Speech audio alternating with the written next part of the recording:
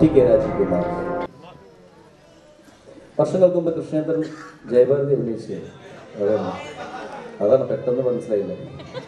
അന്നത്തെ കാലത്ത് ആ സിനിമ അന്നത്തെ കാലത്ത് ആ സിനിമ ഒരു സൂപ്പർ ഹിറ്റായിരുന്നു. അത് കലാമൂല്യമുള്ള ഭരതൻ പത്മരാജൻ സിനിമയായിരുന്നു. ആ സിനിമ ഈ അടുത്ത കാലത്ത് വീണ്ടും റീമേക്ക് ചെയ്തപ്പോൾ മറ്റൊരു സൂപ്പർ ഹിറ്റ് കൂടി മലയാള സിനിമയ്ക്ക് ലഭിക്കുകയുണ്ടായി. രതി നിർവേദം എന്ന ചിത്രത്തിന്റെ 3ാം ഭാഗമാണ് ഇവിടെ ഞങ്ങൾ ഒരുക്കുന്നത്. പത്മരാജൻ ഭരതൻ കൂട്ടുകെട്ടലുകൾ വിരിഞ്ഞ രതി നിർവേദം 2ാം വരവിലും ഒരാഘോഷമാക്കി മാറ്റി പ്രേക്ഷകർ ആ ചിത്രം. ഇവിടെ മറ്റൊരു ഗ്രാമത്തിൽ വേറൊരു രതിചേച്ചിയും പുതിയ ഒരു പപ്പു. നാട്ടുകാർക്കൊരു ശല്യമാകണ പയ്യനിവനല്ലേ, നല്ല ചൈന ഫോണിനുള്ളിൽ സീൻ പിടിച്ചില്ലേ, യൂട്യൂബിലിട്ടില്ലേ, കാണാനൊരു മെനയില്ലേലും കൈനോക്കുല കൊണ്ടു നടന്ന് പല കൊടി കടവിലൊളിച്ചു കളിച്ചില്ലേ.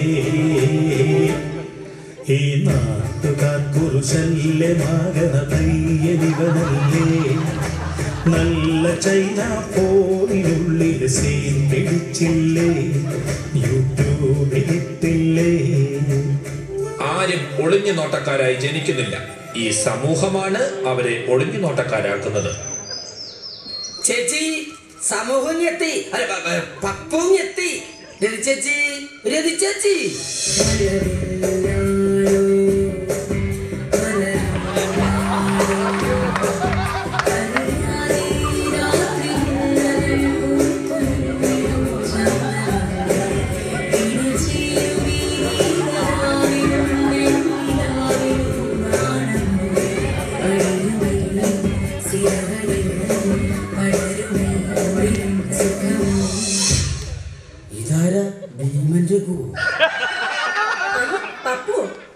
രാവിലെ തന്നെ എന്നാ ഞാൻ പോയിട്ട് രാത്രി വരട്ടെ?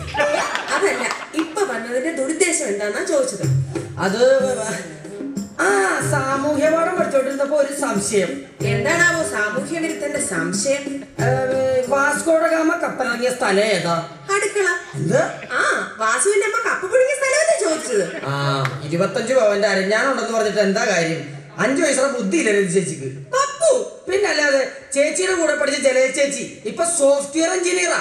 അവൾ എന്ത് എഞ്ചിനീയർ ആയാലും അവളെക്കാൾ സോഫ്റ്റ് വയർ എന്റെ തന്നെ. പപ്പു എന്താ ഇങ്ങനെ തുറച്ചു നോക്കുന്നേ? തുറച്ചു നോക്കിയതല്ല, കണ്ണു തള്ളിപ്പോയതാ. എനിക്ക് മുള കഴിച്ച് ഞാൻ ആ കണ്ണു തേക്കും. അരക്കുന്ന കാര്യം പറഞ്ഞപ്പോഴാ, നാളെ എന്താ ബ്രേക്ക്ഫാസ്റ്റ്? പുട്ടും കടലേ.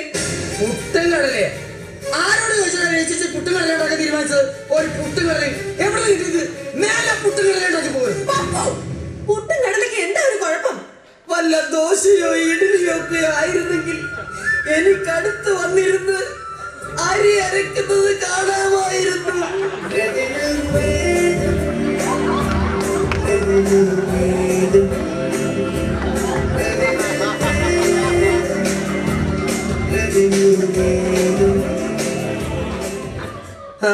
ഇനി ഇപ്പൊ തിരി തെറുക്കുന്നത് കണ്ടോളാം.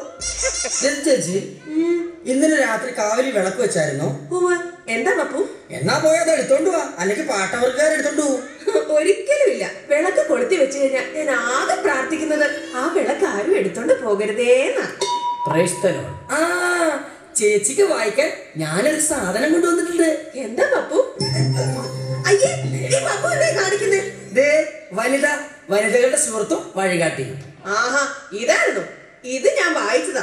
നൈറ്റി നൈറ്റി നൈറ്റി നൈറ്റി വേണോ ചേച്ചി? നൈറ്റി നല്ല പോളിസ്റ്റർ നൈറ്റി, കോട്ടൺ നൈറ്റി, പൂക്കളുള്ള നൈറ്റി, കോളറുള്ള നൈറ്റി. നൈറ്റി വേണോ? നൈറ്റി എത്ര രൂപയാ? ഏതെടുത്താലും 100 രൂപ ചേച്ചി. അയ്യോ, അവിടെ നിൽക്കണേ, ഞാൻ പോയി പൈസ എടുത്തോണ്ട് വരാം. ശരി ചേച്ചി. നാശം. നൈറ്റി അല്ലാതെ വേറെ വല്ലതും ഉണ്ടോ അതിന്റെ അടുത്ത്? ഇരിക്ക് സാർ, പർദ്ദ ഇരിക്ക്, പർദ്ദ. ഞാനിവിടെ ഇത്തിരി മനസ്സമ്മാനത്തോടെ സീൻ കണ്ട് ജീവിക്കുന്നത് മുടക്കാൻ ഓരോരുത്തന്മാര് ഇറങ്ങിക്കോളും. അവന്റെ പുറത്തെ നൈറ്റ്. എന്താ പപ്പ ഇവിടെ ഒരു ബഹളം കേട്ടത്? നമ്മുടെ സാരി ബ്ലൗസ് വന്നു. അയ്യോ, നൈറ്റിക്കാരൻ പോയോ? പാവം, അയാൾ ആരോ കല്ലെറിഞ്ഞു ഓടിച്ചു ചേച്ചി. കഷ്ടം. ദുഷ്ടൻ. പപ്പു അങ്ങാടി പോകുന്നുണ്ടോ? ചേച്ചി പറഞ്ഞ ഞാൻ ചന്ദ്രനിൽ വരെ പോകും. കാച്ചി വെളിച്ചെണ്ണ തീർന്നു. വരുന്ന വഴിക്ക് കൊല്ലന്റെ അടുത്ത് വെളിച്ചെണ്ണ കാച്ചിച്ചോണ്ട് വരണം. ചേച്ചി തുമ്മിയതായിരുന്നോ? പെട്ടെന്നൊരു പനിയും ജലദോഷം. 2 ദിവസം കുളിക്കരുതെന്നാ ഡോക്ടർ പറഞ്ഞിരിക്കുന്നത്. എന്താ പനിയും ജലദോഷം? ആരോട് ചോദിച്ചാൽ ചേച്ചിക്ക് പനിയും ജലദോഷം വന്നത്? ഇതെങ്ങനെ വന്നു? എന്തൊരു കഷ്ടം! മേലെ പനിയും ജലദോഷം വന്നു. പനി ജലദോഷം വന്നാ എന്താ ഒരു കുഴപ്പം? അസുഖമൊന്നുമില്ലായിരുന്നെങ്കിൽ എനിക്ക് ചേച്ചിയോടൊപ്പം കുളക്കടവിൽ വന്നിരിക്കാമായിരുന്നു.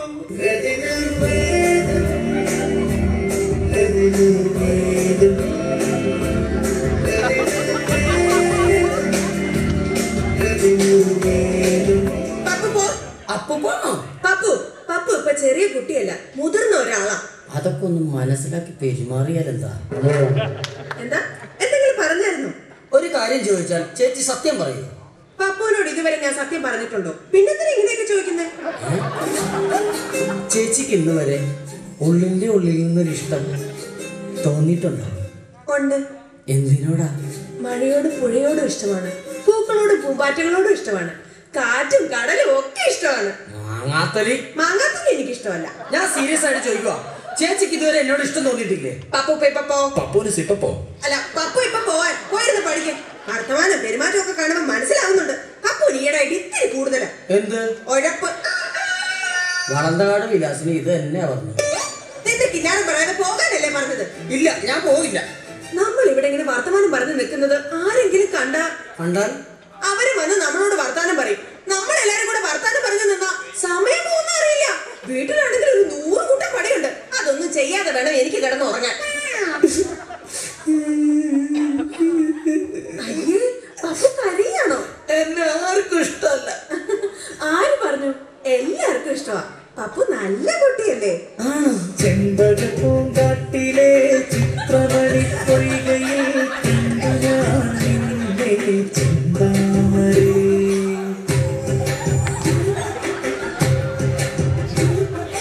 ചെമ്പകപ്പൂങ്കാട്ടിലെ ചിത്രമണി പൊയ്കയിൽ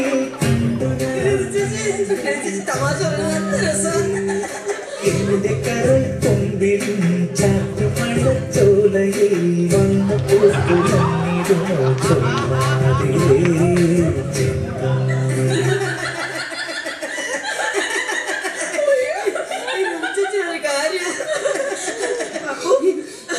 ഞാനിവിടെ വിട്ടു പോയാലും പപ്പു എന്നെ ഓർക്കോ? അതിന് ചേച്ചിയോടെ പോവാനാ? കാര്യങ്ങൾ ഏതായാലും ഇത്രയായ സ്ഥിതിക്ക് ഇനി ഞാൻ ഉള്ള സത്യം അങ്ങ് പറയാം. അടുത്ത ഞായറാഴ്ച എന്റെ കല്യാണമാണ്.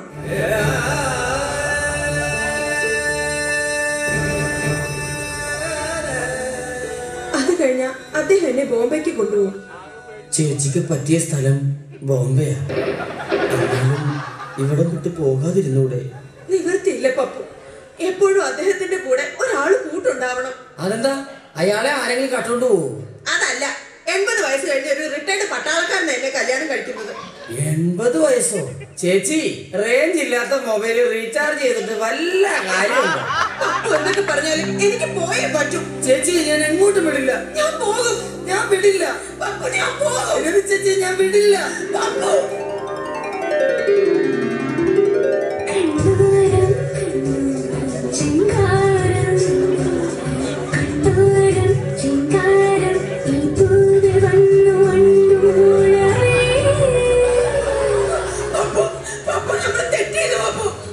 ചേച്ചി എന്തൊക്കെ ഈ പറയുന്നത്?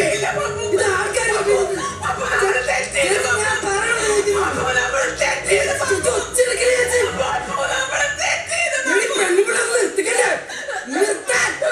പിന്നെ തെറ്റ്. അത് 20 വർഷം മുൻപ്. ഇപ്പൊ യൂത്ത് എന്നും പറഞ്ഞ് നടക്കുന്ന പിള്ളേരുണ്ടല്ലോ, അവർക്ക് ഇതൊക്കെ ഒരു ചായ കുടിക്കണ പോലെ ഉള്ളൂ. പിന്നെ ഒരപേക്ഷയുണ്ട്.